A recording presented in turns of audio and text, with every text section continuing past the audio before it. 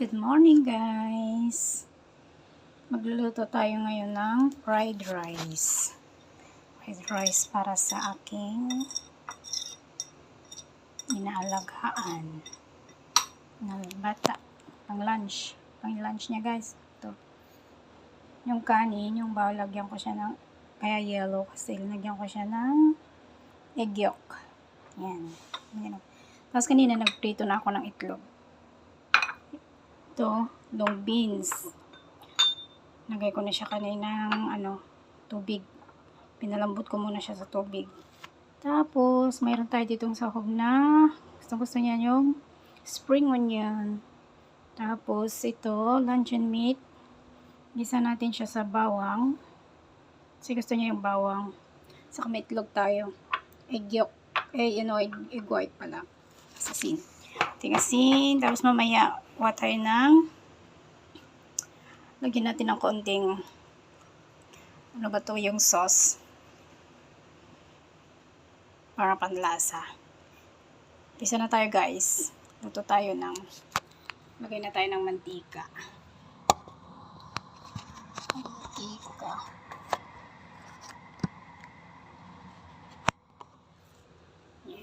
Yan yung mga sahog natin. Alright. Nagprituhan ko lang yan ng itlog. Lagay na tayo ng mantika. Lutuin natin yung bawang. Bawang muna. Gisa natin yung bawang. Ito kanya-kanyang kanya-kanyang style ng pagluluto ng fried rice.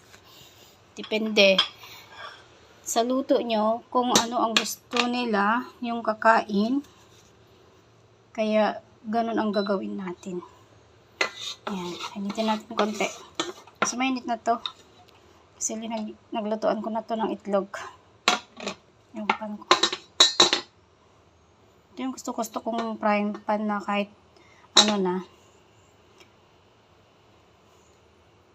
Ayan, lagyan natin. Kinamay ko na kasi nagbibideo. Nagbibideo ako eh. Ayan. Gisa-gisa, konti. Kasi kaya gusto niya yung may bawang. Yan. Yung bawang. Bilis lang to. Yan. Kanya-kanya tayong style ng pagluluto ng fried rice. Kung ano yung gusto nilang paglasa. Yung style, kung paano tayo magluto. Nakadepende yan sa kakain, sa lasa, sa mga sahog na ilalagay natin. Well, hindi niya gusto ng carrot saka corn, kaya yan. Yung spring onion, pang garnish lang natin, lagay natin yan sa ibabaw. Yan, konti pa. I-brown natin siya konti guys.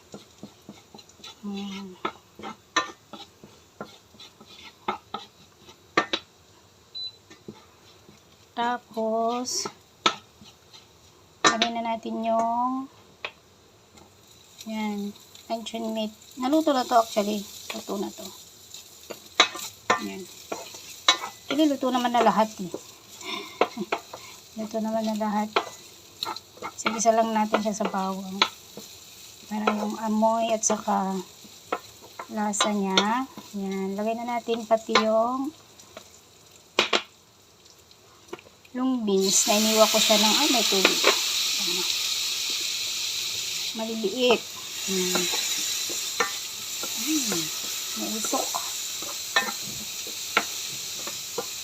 Ayan guys. Diba?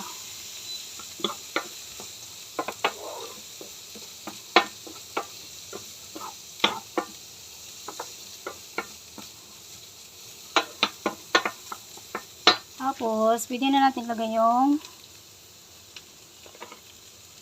kanin. Nailagyan natin ng oyster sauce. Konti lang. Kasi yung kanin may sauce na yun kanina. Nalagay ko. Okay, wait lang, lagay natin yung kanin. Yan guys. Lagay ko na yung kanin. Pinaan lang natin yung apoy. Ayan. Actually, luto na yan lahat eh. Parang papainit mo na lang ba. Tapos, lagay natin yung white egg. Mahina ang apoy. Mix natin dito.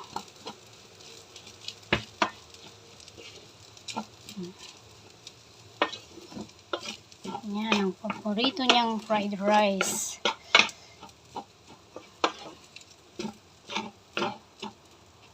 Kalimutang anuhin kasi nagdidikit sa ilalim. Pero wag lang lakasin ng apoy. Okay, lagay na natin. Ito yung egg yolk. Egg white pala. Yan. Tapos mix lang natin, guys. Mix lang natin. Mahinang apoy. Yan. Sana ba yung panghalo ko? Nalaglag ko muna.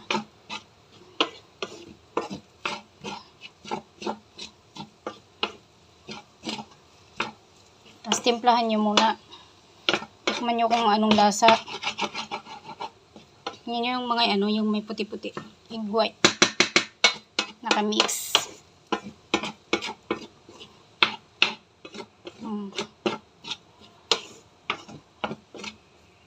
Ayan.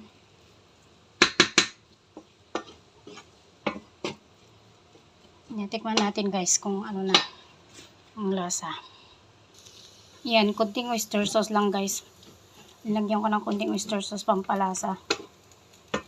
Tapos tikman natin ulit. Ang kulang palagyan natin ng konting soy sauce na lang. Konting soy sauce.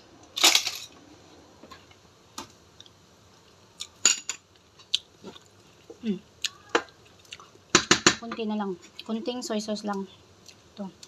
Konting soy sauce lang. Konti lang. Hindi natin nilagay lahat ito maalat.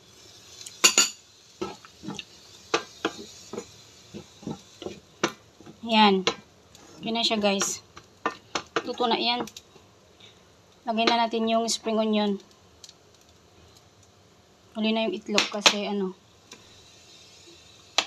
itlog, luto naman na yun eh. Greenish. Gusto niya kasi yung maraming spring onion, itlog. Nahiwa-hiwa na. Yan. O, diba, guys?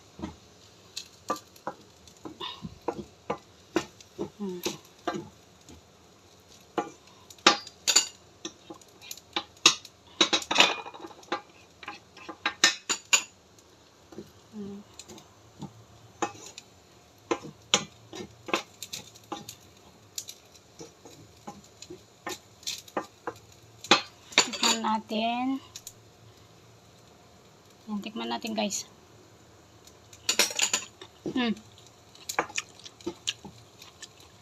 Sarap na ng lasa. Malasa na siya. Kasi natin siya ng sauce kanina. Okay na yan. Luto na.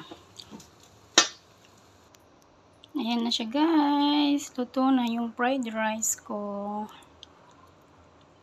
Luncheon with egg, spring onion, long beans.